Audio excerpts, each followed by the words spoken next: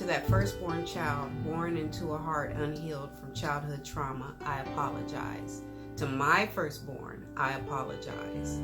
It's been on my heart for a while now to come on here and share a couple clips from my upcoming book. To also say that when I had my first child, I was coming out of some traumatic situations, still dealing with some of it, definitely still dealing with the pain of those situations. So when I had her, she took the brunt of my pain, being that she was my first kid and all that was still so fresh. She took the brunt of my pain. She saved me. I've always felt like she saved me. She gave me a reason to keep going. She gave me hope. She was somebody that would love me unconditionally and I would love her unconditionally. She was everything to me.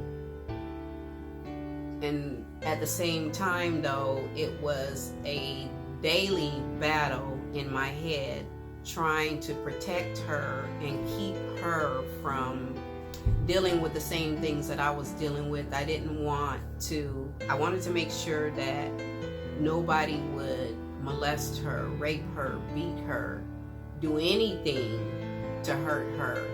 I wanted to make sure that she didn't have to walk around feeling dirty, ashamed, alone, and in the dark like I did. And in doing so, I myself was verbally abusive to her. I love her. I always told her I love her. She's beautiful. But at the same time, my love and protection came out as sit your dumb ass down before they do something. Just silly stuff. I just didn't know how to articulate it. I couldn't get it out right.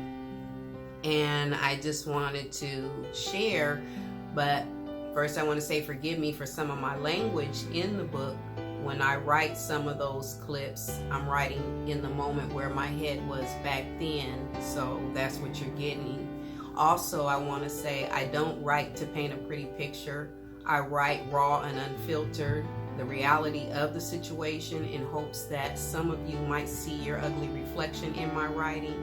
And maybe you'll want to fix what you're doing. You might see the same things in you. You might want to fix it now, sooner than later. So one of the things I wanted to share from it is it's crazy how that switch from one moment to the next, from being that loving, nurturing parent who instills those sound morals and values in your child, to a trigger that suddenly makes you snap and inflict the same harm that was done to you, almost feeling for a moment like you lost control of yourself, your emotions. I've gone through years of trying to heal myself. I isolated for a while from people, especially people who were from my past. People I knew back in the times where I was going through some things that might remind me of situations. I learned to recognize my triggers and deal with them in a healthy way. A lot of that stuff, it doesn't get to me anymore. Through my years of healing, it's not there anymore. I'm good. It's taken a while, but I got there. Thank God I got there. But another part I wanted to share, I was proud every time I look at my kids. I would stare at Cheyenne sometimes, looking at this little mini me and all. Like I did that. She's an extension of me. She's beautiful. She looks so much like me, and it's scary. My smile begins to turn into a frown because she's going to attract those perverts and she doesn't even see it. She smiles at them and I tell her not to. She's provoking them and it's pissing me off. It makes me want to beat her ass. I'm trying to protect her and she thinks it's a joke.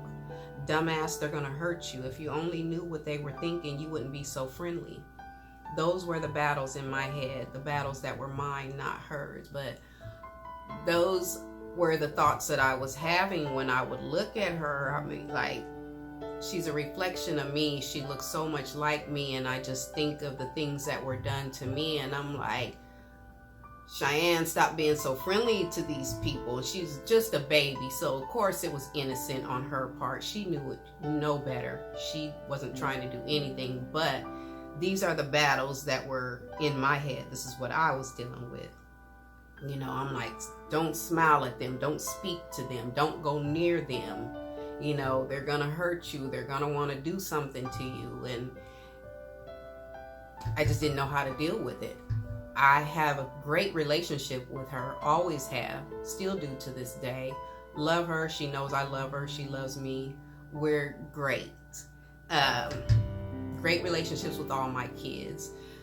With all that I went through, I feel blessed when I see the relationships I have with my kids and the relationships that they have with each other. I just feel blessed, you know, like, wow, how did I do this coming out of what I came from? I'm so grateful, though, and many of us are walking into our adult relationships in some of the same manner because we're unhealed. So our love is coming out as verbally and physically abusive, and a lot of people are in denial that this is where it's coming from. You got to go back. You got to go back there. You got to heal. It's got to be done. You got to put in the work. Can't get around.